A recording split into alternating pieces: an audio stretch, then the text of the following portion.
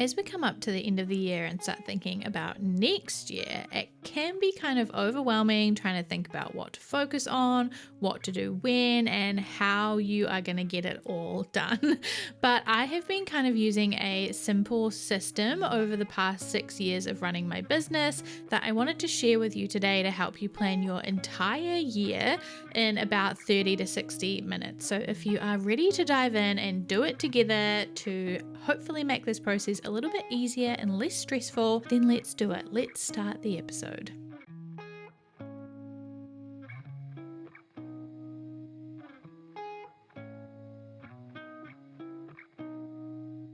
Hello and welcome to Brand Your Passion, the show that helps you turn the thing you love the most into something that people know and love you for. I'm your host, Holly Arnett, the brand coach for creatives, and I'm on a mission to make the world a more creative place, one brand at a time. If you're ready to get more eyes on your work, more dollars in your pocket, and more creativity in your life, you're in the right place. Welcome. Let's brand your passion.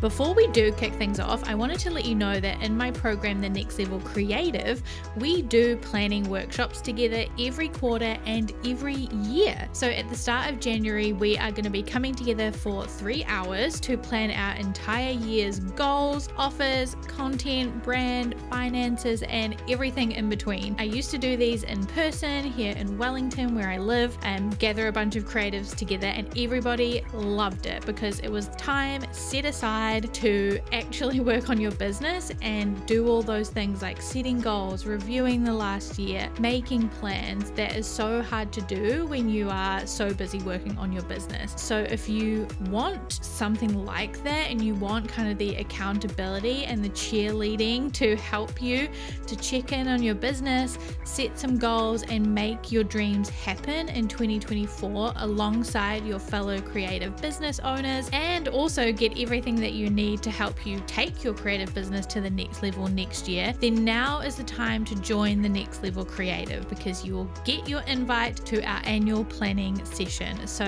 head to thenextlevelcreative.com to join us now. Now on with the episode.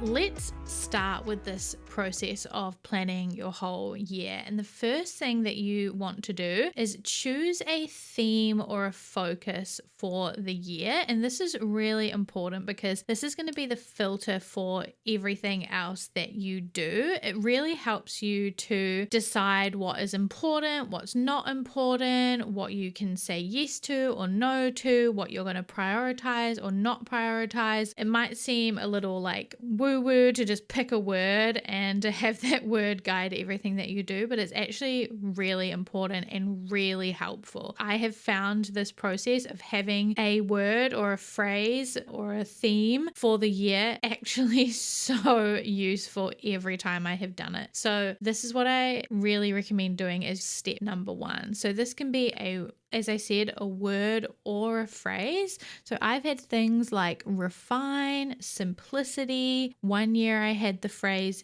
be you, do you, have fun as my theme for the year. And so then when you have that theme, whatever that is, say it was simplicity, you can use that to make decisions about everything you're doing. So then when we get to setting goals, putting in time aside for certain things, you can decide, okay, is this fitting the theme of simplicity? Does this feel simple? Is this making things simple? Is it helping me to live a simple life? Is it helping me to make my business more simplified? If not, maybe it's actually not useful. Maybe it's not a good goal for me. Maybe it's not something I need to prioritize. Maybe it's not helping me to prioritize the things that are important right now, because simplicity is the one thing that's actually really important to me this year and the thing that I really need in my life, right? So think about what it is that you need in your life and what you want to prioritize and what is important to you. And it might take a while to come up with this word. It doesn't matter if it doesn't come to you on January 1st. I have had it take a while. I've had it not come to me on January 1st before. That's okay. Just take some time to think about it. Maybe do some journaling. Maybe have a look back on what you have needed this year, what hasn't gone well, what has gone well, what you could have done with more of. Maybe you needed more rest. Maybe you needed more innovation, more excitement, more collaboration. Like, what did you need more of, or what do you want more of next year? That should be your word. What is the one thing you need more of? And use that word or that phrase to be the theme or your focus for the year. So when you have that focus, we are ready to move on to some practical things. So what I want you to do now is get a calendar. You can do this however you want to do this, digitally, physically. I actually really like to do this physically first. What I did this year was get a blank calendar printed out month by month. So I bought a blank notebook that just had blank monthly spreads. So I bought that. You could print out monthly spreads. You could print out a whole yearly calendar. You could go buy a yearly calendar. You could do a whiteboard digitally, whatever is going to work for you. I just need you to get a calendar. Okay? Because the next few steps are all going to be done on a calendar. So you just need a calendar in whatever form works for you. I like to do it on paper because I can scribble stuff out. I can see it really visually in front of me on my desk. So that's how I like to do it, but do whatever works for you. So that's the next step. Get a calendar. When you have got that, we're ready to go. So next is to block out any dates that you are going to be away or you want to take off. This is going to show you what time you actually have available in your business and protect that time off from the beginning. It really prioritizes your life as well as your business. So making sure that you are taking time off if that's something that you want to do. Have public holidays blocked out, holidays that are planned, that those are blocked out from the beginning so that you don't get to 2 weeks before your vacation and you're like, oh my God, panic because you hadn't planned for that and it's all chaos, right? Or what happened to me is that last year I ended up having to take a lot of time off that I didn't want to because I was sick and I got concussed. And so this year I really wanted to proactively take time off before I was forced to make sure that I was prioritizing breaks and taking rest. So what I did is I put in a week off in my calendar every 12 weeks and I blocked those weeks off in my calendar before the year even began. That meant that nobody could book calls in those weeks. I knew in advance that I wasn't going to be doing anything in those weeks. I could tell my clients and customers and everybody else in my life that I was not going to be working those weeks. So it set a really firm boundary with myself and everybody else that this is a priority to me and it needs to be a priority for me and everybody else, right? It's good in that sense that it sets a priority, but it also is really useful to go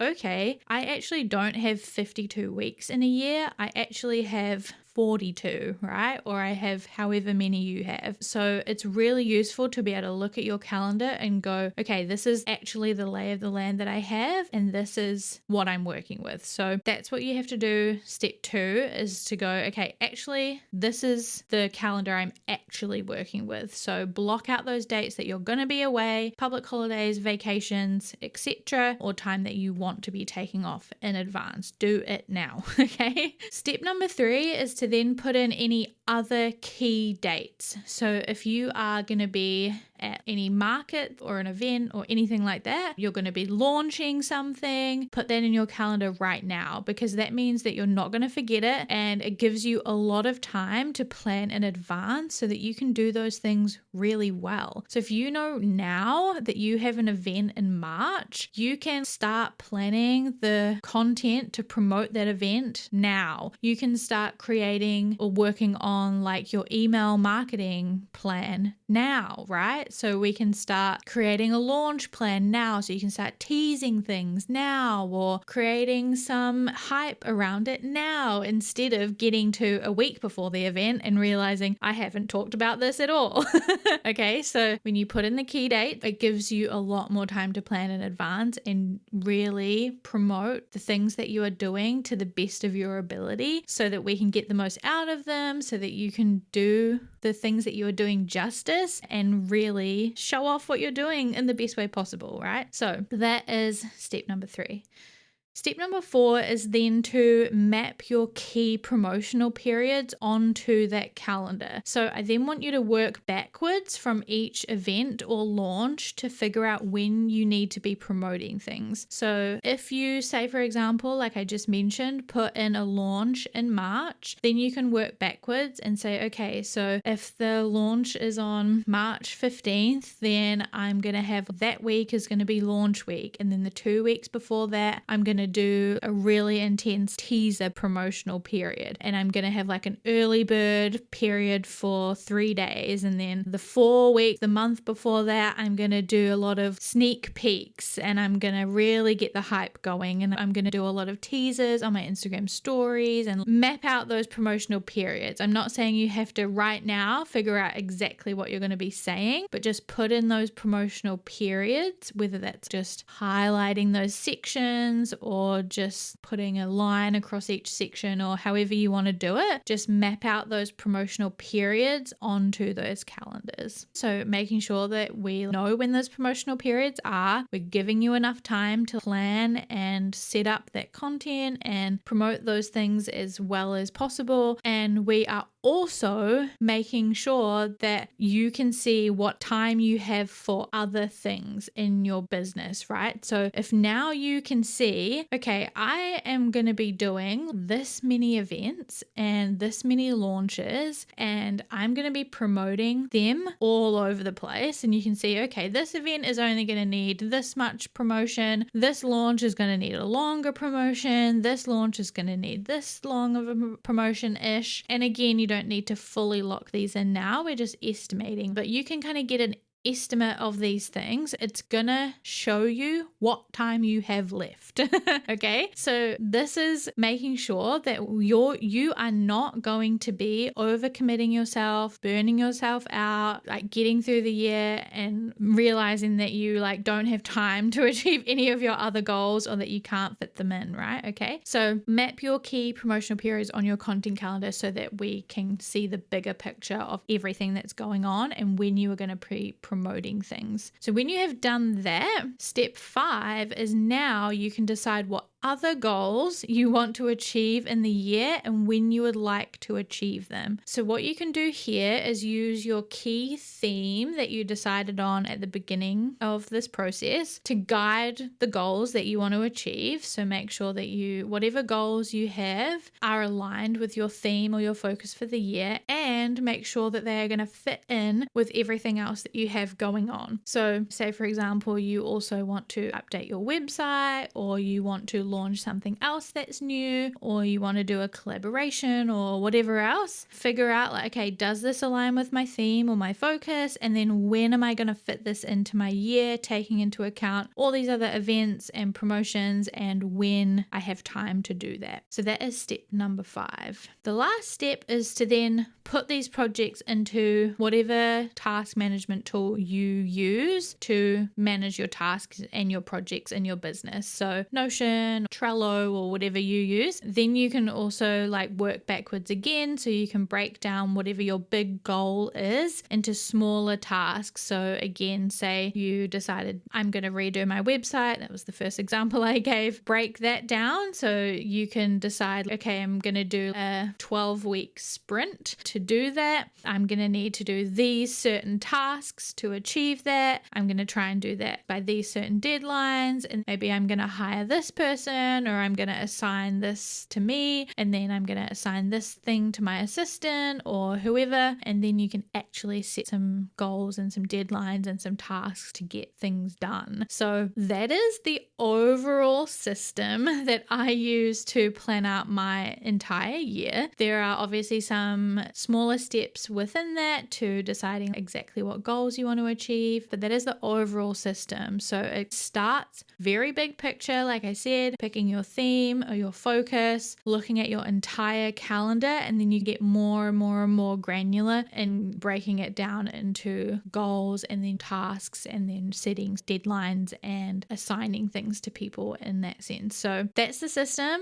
I hope that has helped you figure out a way to plan your year. If you have any questions about this process, I'm always just a DM or a comment away on Instagram at MakerMoxie, so don't hesitate to reach out, or you can thread me on Threads also at MakerMoxie. But as I said, as a reminder, if you want to go through this system with me and with a bunch of other creatives to plan your business for 2024, as well as set goals and make plans for your finances, offers, marketing, your brand, all of your entire business alongside your fellow creatives, so that you can take your creative business to the next level in 2024, then head to thenextlevelcreative.com to join us and get your invite to our annual planning session. And I will see you in the next episode.